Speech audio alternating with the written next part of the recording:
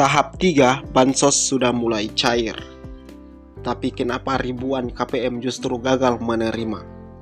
Kok bisa? Nama yang dulu selalu ada sekarang hilang.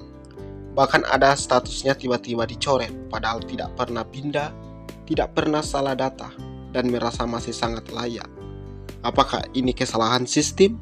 Atau memang diam-diam ada yang berubah tanpa kamu sadari? Jangan buru-buru menyalahkan siapapun, karena ada 5 penyebab utama yang selama ini tidak diumumkan ke publik. Tapi justru itulah yang membuat banyak bantuan tidak cair. Di video kali ini, admin akan mengungkapkan satu persatu disertai solusi paling tepatnya. Simak sampai selesai, budayakan untuk menonton supaya tidak gagal paham. Baik teman-teman, dimanapun Anda berada, jumpa kembali bersama saya di channel Fernando Mentawai. Di video kali ini kembali admin membahas terkait 5 penyebab utama kenapa bansos tahap 3 teman-teman tidak terima di kartu KKS. Dan di video ini admin akan juga membahas solusi supaya teman-teman bisa kembali menerima bansos tahap ketiga ataupun tahap berikutnya, tahap keempat. Oke, dimanapun Anda berada, teman-teman yang baru mampir dan baru ketemu channel ini, jangan lupa untuk like dan subscribe, karena di channel ini kami fokus berbagi informasi update terbaru supaya teman-teman tidak ketinggalan informasi dan video kami. Jangan lupa untuk tekan subscribe. Oke teman-teman yang sudah subscribe, admin ucapkan terima kasih banyak atas dukungannya, dan langsung saja kita ke pembahasan. Bansos belum juga cair di tahap 3. Padahal dulu rutin cair, sekarang diam-diam statusnya hilang, nama tidak ada, satu rekening kosong. Tenang, di video ini akan dibongkar 5 penyebab utama kenapa bansos teman-teman belum cair. Dan yang paling penting bagaimana cara mengatasinya. Kita masuk ke bagian pertama, kenapa tahap 3 sangat penting.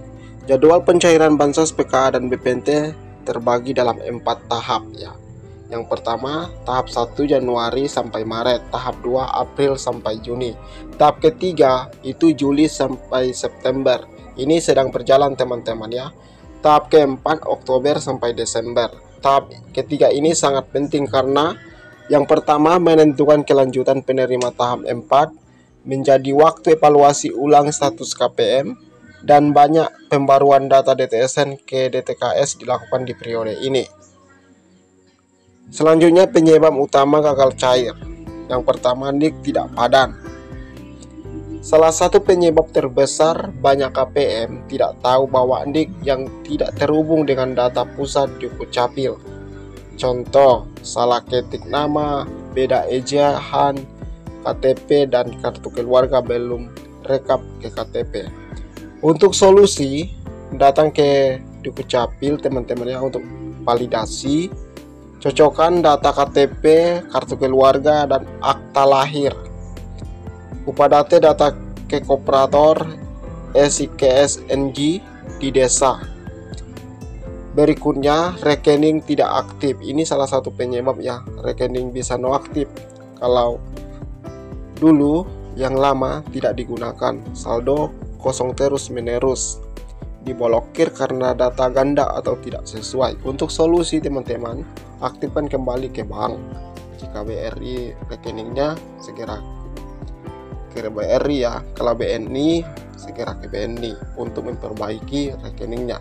Jika tidak bisa, minta ganti rekening ke pendamping. Bawa buku tabungan seperti KTP, kartu keluarga saat ke banknya. Yang ketiga, penyebab yang ketiga tidak masuk ke desil 1 sampai 4. Desil atau indikator kesejahteraan dari Kemensos. Kalau teman-teman di luar desil 1 sampai 4, artinya dianggap tidak terlalu miskin atau lebih mampu. Otomatis dinonaktifkan dari bansos. Itu penyebabnya ya. Untuk solusinya, periksa desil ke pendamping. Tanyakan hasil musyawarah desa. Ajukan ulang data jika merasa masih layak teman-teman. Untuk penyebab keempat, status tidak layak di Seeking NG ya. Banyak KPM tidak tahu bahwa sistem bisa mengubah status mereka jadi tidak layak karena pertama, tidak upadate data, masuk kartu keluarga baru, ada anggota keluarga yang pindah atau meninggal tapi belum diupadate. Untuk solusi, admin kasih solusi ya. Cek status kamu di SING ya lewat pendamping. Minta klarifikasi bawa data pendukung ya.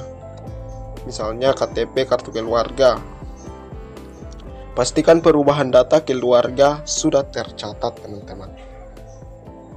Penyebab yang kelima, belum masuk ke DTSN terbaru. Walaupun teman-teman pernah masuk di DTKS, belum tentu sudah masuk di DTSN atau Data Terpadu Sejahtera Nasional. Ini persis terbaru ya. Untuk solusi, teman-teman perlu cek nama teman-teman di aplikasi cek bansos. Tanyakan ke pendamping apakah nama teman-teman sudah masuk ke daftar usulan ya. Pantau proses verifikasi 1-2 minggu. Nah, itu penyebab kenapa bansos teman-teman tidak masuk ke tahap 3 pencairan. Nah, seperti contoh ya, admin akan contohkan. KPM dari desa A namanya hilang karena pindah kartu keluarga ya. KPM dari daerah B rekening pasif 6 bulan akhir bantuan batal. KPM dari daerah C masuk ke desil 5 karena punya motor tapi pengangguran. Itu adalah salah satu contoh. Setiap kasus punya solusi berbeda, tapi kuncinya cepat bertindak dan aktif tanya ke pendamping. Untuk langkah-langkah untuk praktis, yang pertama langkah 1 yang perlu teman-teman lakukan itu cek status di cekbansos.id.com, website resmi Kemensos atau di aplikasi Cek Bansos. Langkah kedua, validasi NIK dan kartu keluarga di Dukcapil. Langkah ketiga, pantau di aplikasi Cek Bansos. Langkah keempat, hubungi pendamping di desa. Langkah kelima, minta surat usulan ulang jika belum masuk ke sistem. Untuk penutup ya, teman-teman, video ini bertujuan untuk membantu masyarakat kecil agar tidak hanya diam ketika bantuan dicabut ya, karena berhak tahu alasan dan teman-teman berhak tahu solusinya. Jika video ini membantu ya, jangan lupa untuk like, komen, dan share.